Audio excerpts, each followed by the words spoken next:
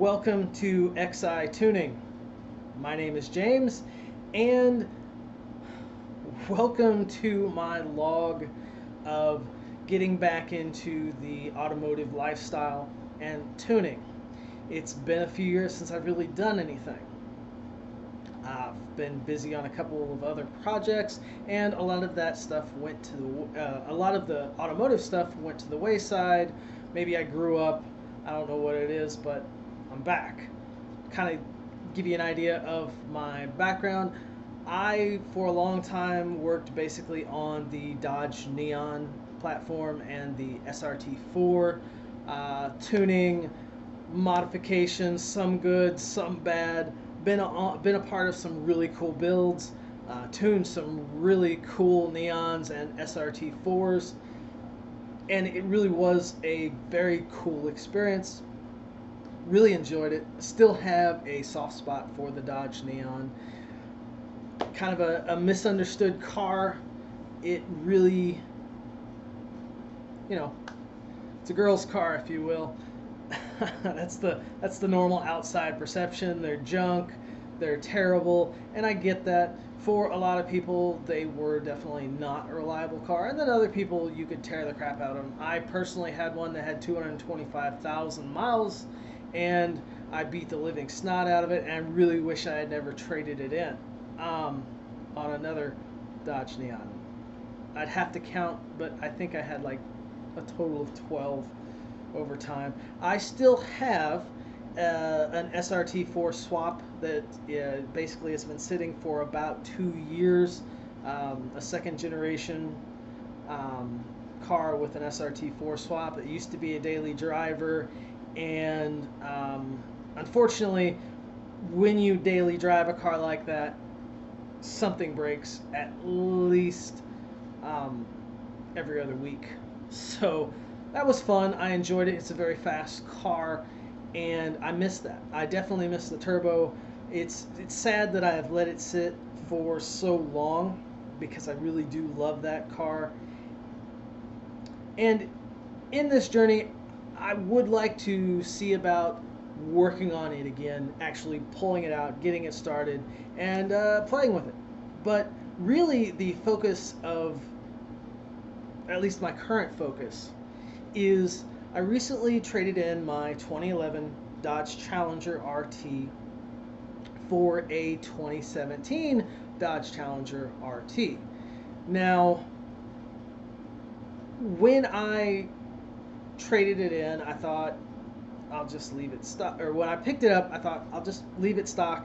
The 2015 and up, you have to send the ECU into HPTuners to unlock it, and then pay to unlock the computer for your handheld.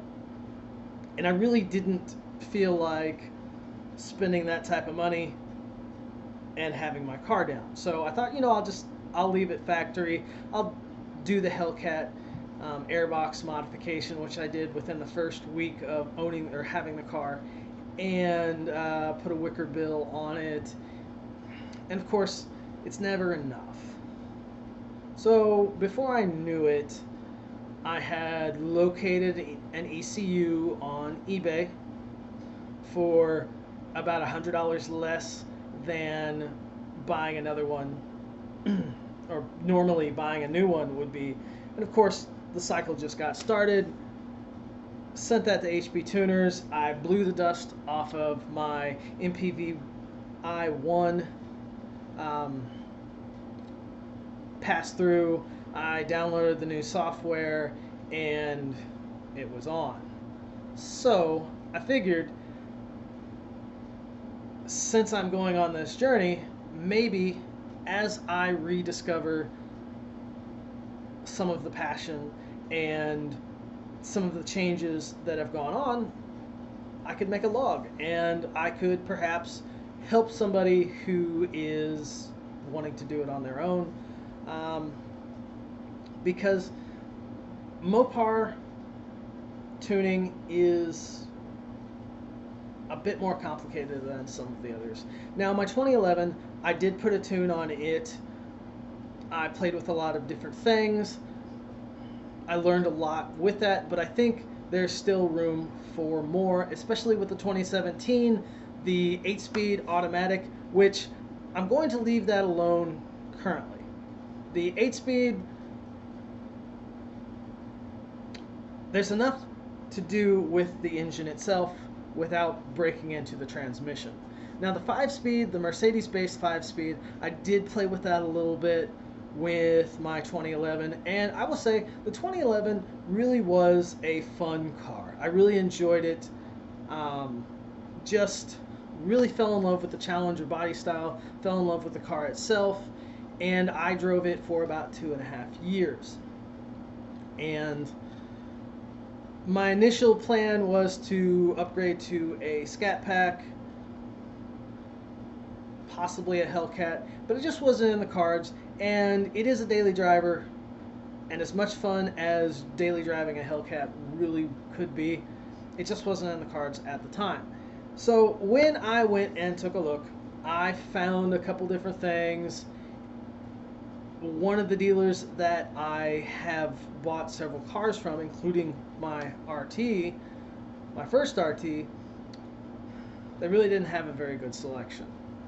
And I am a bit ashamed to admit this, but they did have a really nice 2018 Mustang GT 5.0.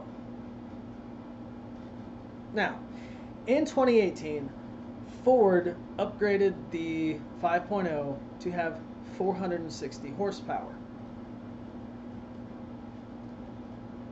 This was a 6-speed. Now, a Mustang GT weighs about 400 pounds less than the Challenger.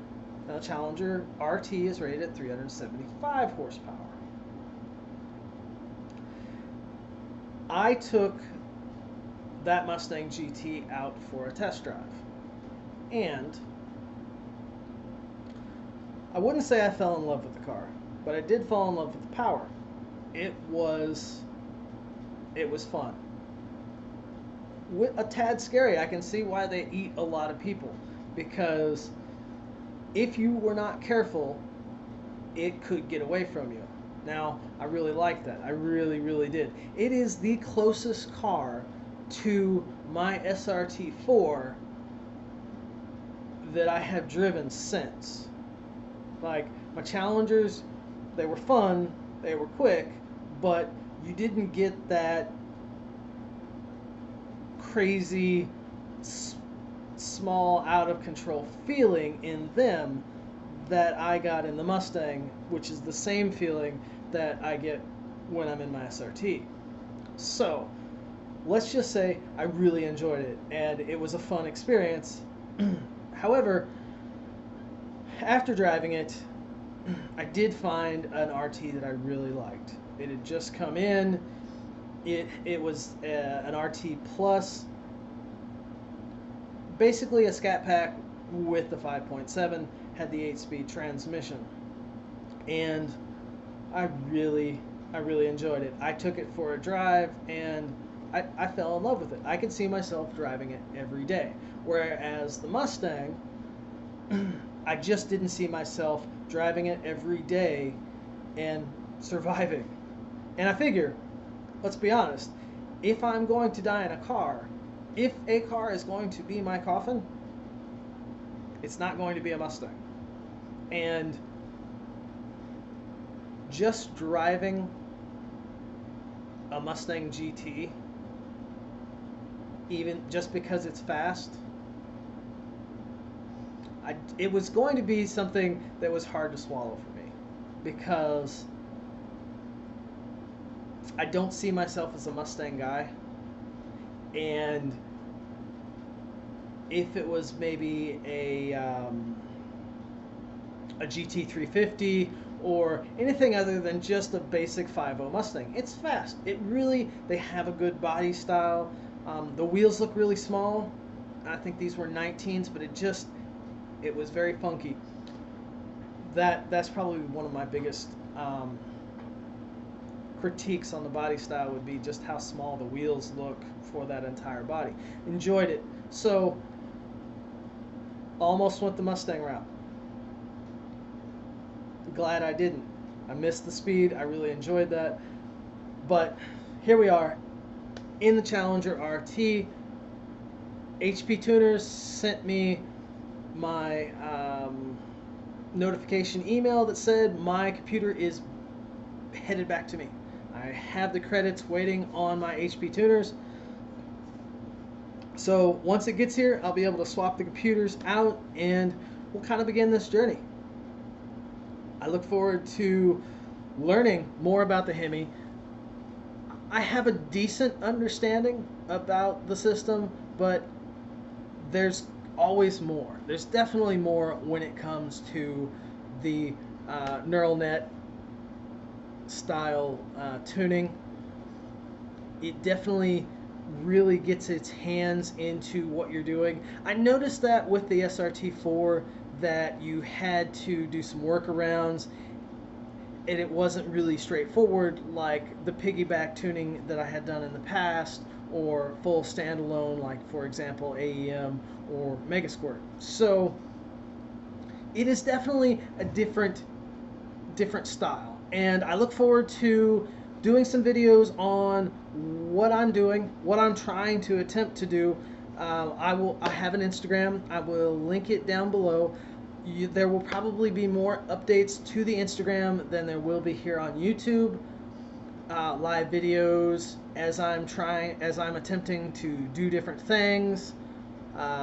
Pictures of the car, pictures of my tune setup, different things like that, so that I can get not only basically share what I'm doing, get other people involved, maybe get some input, maybe give some good feedback to others in their journey. So this is going to be fun. I look forward to doing more videos and basically making my car faster, but not ruining it. So that's where it is. This is XI Tuning, and I'm back. But for now, I'm gone because it's the end of the video. We're at 12.5 minutes, and I hope I haven't bored you. Either way, you know, that's it. We'll catch you next time. Instagram, follow it down below. Got some good pictures. Plan on taking more and just enjoying it. So we will catch you next time.